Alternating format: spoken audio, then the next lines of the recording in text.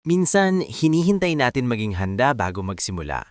Kaso ang totoo, karamihan sa mga bagay na worth gawin, nagsisimula sa pakiramdam na hindi ka pa ready.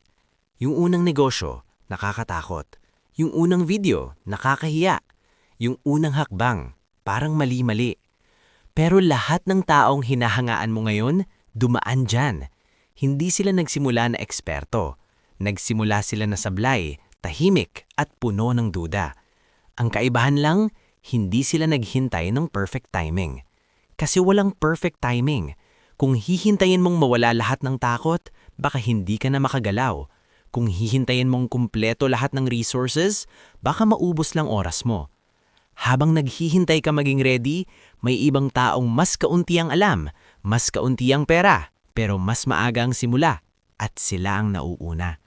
Hindi clarity ang unang dumarating, action ang una. Kapag kumilos ka, doon ka magkakaroon ng direksyon. Kapag sinubukan mo, doon ka matututo. Kapag nagkamali ka, doon ka gagaling. Hindi mo kailangan ng buong plano para sa buong buhay. Kailangan mo lang ng lakas ng loob para sa unang hakbang.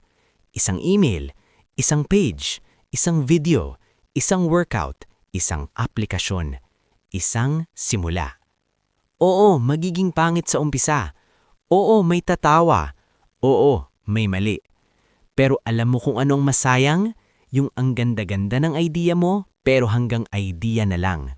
Mas mabuti nang nagsimula kang hilaw, kaysa tumanda kang puro plano. Hindi ka magiging handa sa kakaisip, magiging handa ka sa kakagawa. Kaya kung may bagay kang matagal mo nang gustong gawin, huwag mo nang hintayin ng Monday, ang bagong taon o ang tamang panahon. Gawin mo ngayon sa paraang kaya mo ngayon. Kahit maliit, kahit mabagal, kahit hindi perpekto. Dahil ang kumpiyansa, hindi hinihintay yan.